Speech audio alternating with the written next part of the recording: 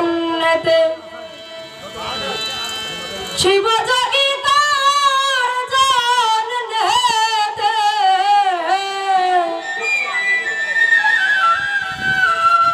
দয়াল কার জন্যতে শিব যোগী গো ও যোগী শ্মশানে থাকে আমি গুরু বলে যারে ডাকি সেই মানুষটিকে গো আমি গুরু বলে যারে ডাকি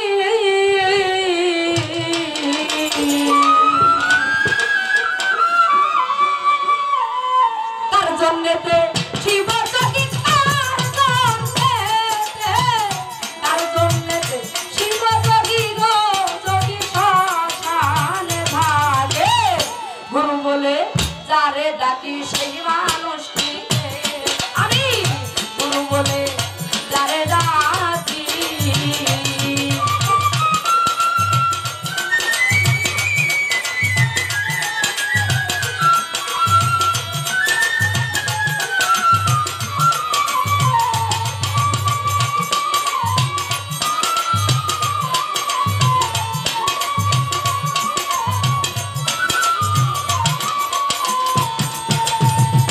ওরে দয়াল পিতা গুরু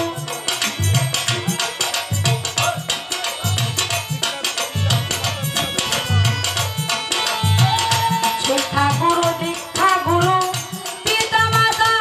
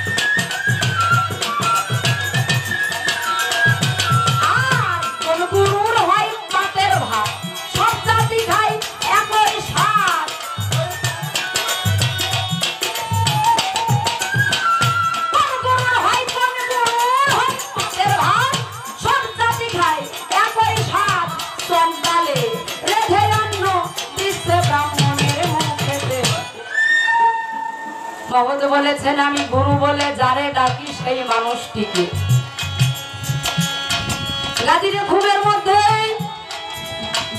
নবী উল্লেখ করেছেন আল্লাহ পাক ফেরেশতাগণ দিয়ে সংবাদ পাঠাইলেন। কি সংবাদ? হে আমার ফেরেশতা, হে আমার জিবরাইল, তুমি যে আমার দোস্ত আমার মুহাম্মদের নিকট একটা সংবাদ পৌঁছাও। কি সংবাদ? সারাটা জীবন মানব মণ্ডলের মধ্যে রাখিবেন বিধায় আপনাকে আল্লাহ সৃষ্টি করেন নাই। বাজানোর দরকার নেই, না বাজাইলেও হবে। সারাটা জীবনের জন্য মানব মণ্ডলীর ভিতরে রাখবেন বলে আল্লাহ আপনার সৃষ্টি করেন নাই। তাই আপনার জায়গায় আল্লাহ আপনাকে একটা প্রতিনিধি তৈরি করার কথা বলেছেন। আল্লাহর নবী তার উম্মতদের উদ্দেশ্যে বললেন, হে আমার উম্মতগণ, একটা মঞ্চ তৈরি করো যেখানে আমি কিছু ভাষণ দিতে চাই। আল্লাহর নবী 4টি থেকে 12টি উঠের দ্বারাই একটি মঞ্চ তৈরি করলেন। সামনে 16 লক্ষ লোক। আল্লাহর নবী সকলের উদ্দেশ্যে বললেন, হে আমার উম্মতগণ, তোমাদের সকলের উদ্দেশ্যে একটি কথা বলতে চাই। তোমরা আমাকে কি রূপ ভালোবাসো? সকলে একসাথে জবাবে বললেন, হুজুর, আপনি আমাদের হুজুর।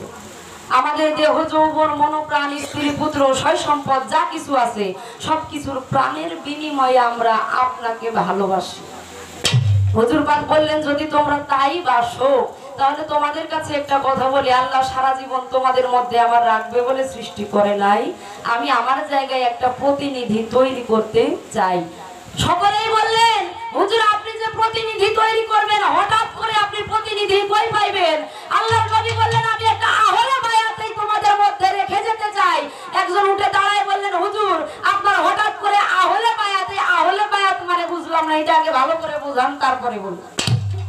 নবী সকলের উদ্দেশ্যে বললেন, আহলে শব্দের অর্থ বংশধর আর বায়াত শব্দের অর্থ বিক্রয় হওয়া। তাই আল্লাহর নবী সেই দিন সকলের উদ্দেশ্যে বলেছিলেন, তোমরা সকলে জেনে রেখো, মান কুনতু মাওলাহু ফাহাজা আলিউল মাওলা, অর্থাৎ আজকে থেকে আমি যার মাওলা, হযরত আলীও তার মাওলা। সকলেই বললেন, হুজুর, এই যে একজনকে দাঁড় করাই আপনি বলতেছেন আহলে বায়াত, এদের হাতে হাত দিয়ে আমাদের বায়াত গ্রহণ করতে হবে, এটা কি এতটাই সোজা? আপনি একটু সুন্দর করে বোঝাইলে হয় না? নবী সকলের উদ্দেশ্যে বললেন, হে আমার উম্মতগণ, শুনে রেখো। সকলকে মঞ্চের উপরে তখন মা ফাতেমা, ইমাম হাসান, ইমাম হুসাইন এবং মা ফাতেমাকে ডেকে হযরত আলী সহকারে একটি চাদরের ভিতরে আবৃত করে দিয়ে এক হাত উঠায় দিয়ে বলেছিলেন, হে আমার উম্মতগণ, আজকে থেকে তোমরা জেনে রেখো, আমার এই আহলে বায়াতকে যারা প্রকৃতভাবে বিশ্বাস করবে না, নূহ নবীর কিস্তির আমলে যারা নূহ নবীর কিস্তিকে বিশ্বাস করে নাই, প্রলয়ে সবাই গেছে ধ্বংস হয়ে, যারা বিশ্বাস করেছে শুধুমাত্র তারাই নাজাত পাইছে। আহলে বায়াত যদি আজকে থেকে তোমরা গ্রহণ করো তাহলে তোমরা ওই নূহ নবীর কিস্তির মতো সকলেই নাজাত পাইবা। যদি না আহলে বায়াত গ্রহণ করো সকলেই একদিন ধ্বংস হয়ে যাবা। আল্লাহর নবী সকলের উদ্দেশ্যে যখন এই কথা বললেন, তখন প্রত্যেকটা লোক আহলে বায়াত যেটা বুঝতে পারলেন, আমার আল্লাহর নবীর আহলে বায়াত হইতে হবে। তখন সকলের উদ্দেশ্যে নবী যখন এই কথাটি বললেন, তখন অনেকেই অনেক ভাবে মতবাদ করে আল্লাহর নবীর কথাটা শেষ বিধায় আহলে বায়াত মেনে নিলেন। এবার আপনার কাছে আমার একটি বিষয়, আহলে বায়াত আল্লাহর নবী গাদিরে খুমের ভিতরে লিখেছেন, এটা আপনার গল্প, কিন্তু আমাকে বলতে হইলো খালি একটা প্রশ্নের জন্য। কেন? আপনার যে জায়গায় আল্লাহর নবী বললেন আহলে বায়াত আমার বংশের হাতে হাত দিয়ে বায়াত গ্রহণ করতে হবে, তাইলে আমার জানা মতে আল্লাহর নবী বাংলাদেশ তো দূরের কথা, আপনারা কি কেউ কখনো পাইছেন যে আল্লাহর নবী ভারতেও কখনো পা দিছে বা আইছে? কোরআন হাদিসে কোন জায়গায় পাইনি। বাংলাদেশ তো দূরের কথা, আল্লাহর নবী কখনো ভারতেও আসে নাই। আপনি বাঙালি, আমি বাঙালি, বাংলাদেশে এত গুরু আমার মতন অধমে এত শিষ্য। যদি আল্লাহর নবীর হাতে বংশের উপরে হাত দিয়েই বায়াত গ্রহণ করতে হবে, বাংলাদেশে তো আল্লাহর নবী আসে নাই, এই নবীর বংশধর কারা এদেরকে চেনার একটা উপায় আপনি সুন্দর করে দেখাই দেবেন নাকি বাবা? এই আসতে যারা আমার মতন অধম এখনো বায়াত গ্রহণ করি নাই, এদের জন্য বাবা চেনার উপায় আছে কি, দরকার আছে কিনা? আপনারা কথা কন। ভয় করতেছে কথা বলতে? আপনারা যদি কথা না কন, আমি ভয় পাইতেছি সে সন্ধ্যা রাত থেকে। আবার আপনারা কথা না বললে তো আমারই ভয় করবে। তাহলে চেনার উপায়টা একটু সুন্দর করে ভাও করে দেবেন। আমি চিনব কি করে? আপনাকে আর একটা ক্লু দিয়ে যাই, আর কোন প্রশ্নের জবাব হোক আর না হোক। আরেকটি কথা আপনার কাছে বলি, আল্লাহর নবীর যে শরীয়তের যে নবুয়ত আমরা জানি, এই যে নবুয়ত প্রাপ্ত যে নবী, এই নবীর নবুয়ত প্রাপ্ত হওয়ার সময় একটা চিহ্ন ছিল বাবা। এই পৃষ্ঠের উপরে একটা কবুতরের ডিম বড়ায় একটা সিল ছিল না বাজান? ছিল না? এই সিল ছিল, তাহলে মানুষ বুঝতো যে এটা নবুয়তের নবী, এর পিছনে সিল আছে, এটাকে চেনার একটা উপায় আছে। ঠিক এই রকমই আপনার বেলায়েতের যে নবীর বংশধর আজকে, এদের চেনার যে একটা সিল আছে, এই সিলটা আপনারা একটু সুন্দর করে বোঝাই দেবেন। বেশি কথার দরকার নাই, আপনি একবারে উঠেই ডাইরেক্ট বলবেন ওই নবুয়তের নবীর মতো। আবার আরেকটা জিনিস দেখবেন বাবা, আপনাদের পাশেই তো ইন্ডিয়া। ইন্ডিয়া থেকে যখন গরু বা মহিষ পাচার করা হয়, দেখা যায় না এদের গায়ের উপরে যেগুলো পাচার করে নিয়ে আসে, এদের গায়ের উপরে কালো চিহ্ন দিয়ে সিল মারা থাকে না? হ্যাঁ, চেনা যায় না যেগুলো পাচার করে ইন্ডিয়া থেকে আসতেছে? বাজার অত ঘোর ফির আজকে কোনো কিছুর দরকার নেই, কারণ আমার ভাই বলছে আমি কিছু কইতে জানি না, আমি একজন ছোট মানুষ, তাই বেশি কিছু প্যাঁচ পুচ আমার ভালো লাগে না। আপনি ডাইরেক্ট ইন্ডিয়ার গরুর মতো বা মহিষের মতো যেভাবে সিল মারা থাকে, আপনি ডাইরেক্ট একটা কথা বলবেন, এইরকম আমার নবীর বংশধরের গায়ে সিল মারা আছে, তুমি এইটা দেখে বুঝবা, বাস, আর কিছু দরকার নেই বাজার।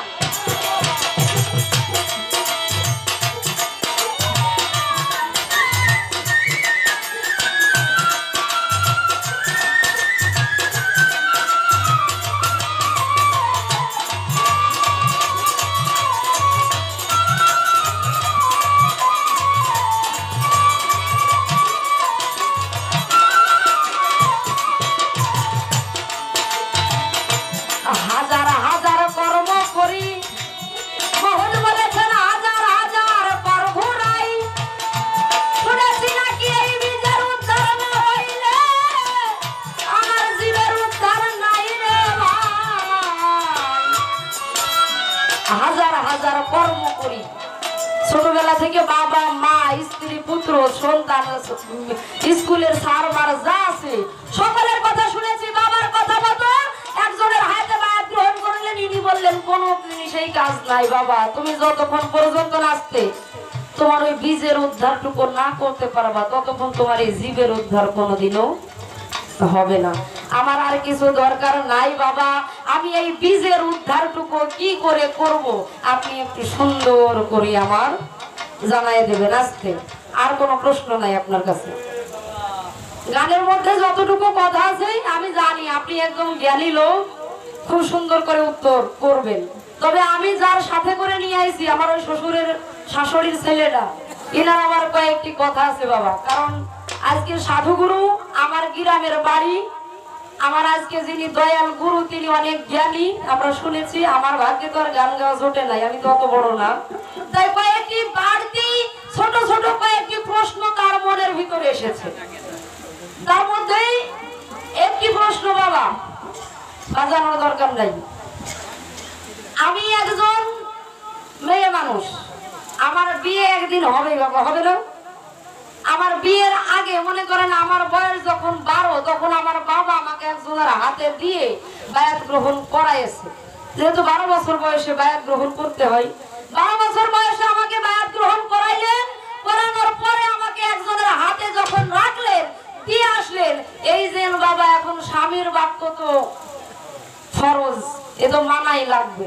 আমার ওই স্বামী আমার ভয়, তোমার বাবা তোমার যার দিয়ে মুরিদ করাইছে, তোমার ওই গুরু দিয়ে হবে না, আমি যার কাছে মুরিদ বা আমার যে গুরু তার কাছে তোমার বায়াত গ্রহণ করতে হবে।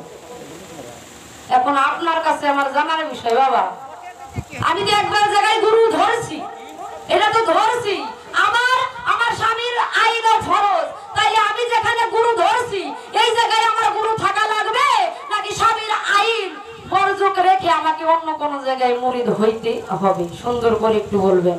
আর একটি কথা বাবা, আস্তে আস্তে দেখলাম আমাদের ধর্মের ভিতরে বা লিঙ্গের ভিতরে আমরা ব্যাকরণে পেয়ে থাকি 4টা লিঙ্গ আছে, তার মধ্যে সচরাচর আমরা 3টা লিঙ্গ দেখি, পুরুষ লিঙ্গ, স্ত্রী লিঙ্গ, আর একটা যেটা বলে থাকি উভয় লিঙ্গ, বা যেটাকে আমরা সচরাচর হিজড়ে বলি। বাবা আছে না হিজড়ে?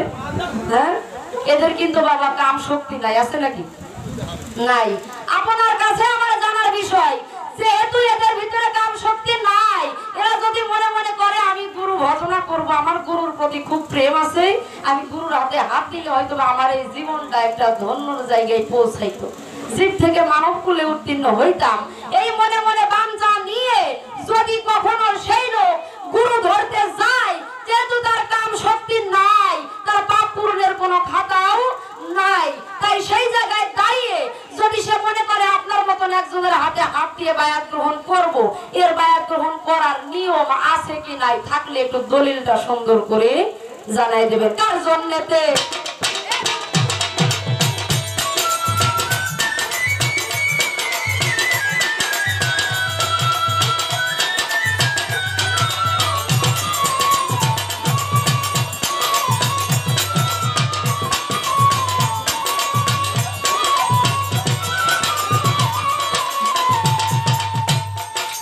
কোন গুরুর শ্রীপদ পদ্মে রঘুমণির দর্শন, পলকে পলকে হবে গুরু শিষ্যের সম্মিলন,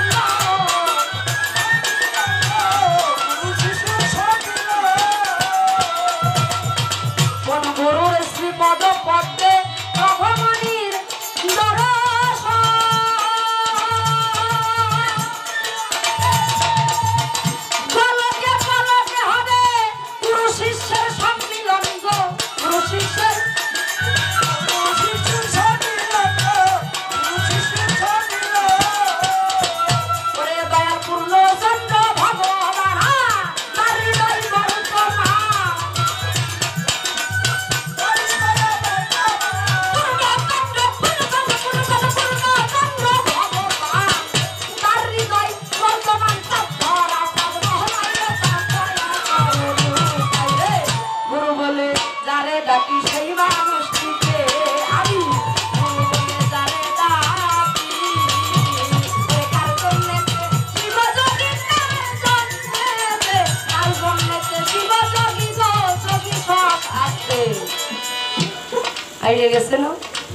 কার জন্যতে শিব যোগী শ্মশানে থাকে।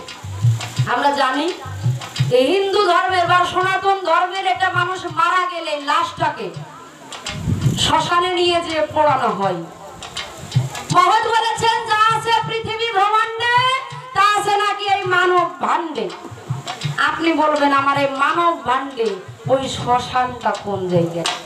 এই শ্মশানে কাদেরকে পোড়ানো হয় প্রতিনিয়ত আপনি একটু সুন্দর করে জানাই দেবেন। তার জন্যতে শিব যোগী রে যোগী শ্মশানে থাকে, গুরু বলে তারে ডাকি সেই মানুষটিকে, আমি গুরু বলে তারে ডাকি সেই মানুষটিকে, আমি গুরু বলে তারে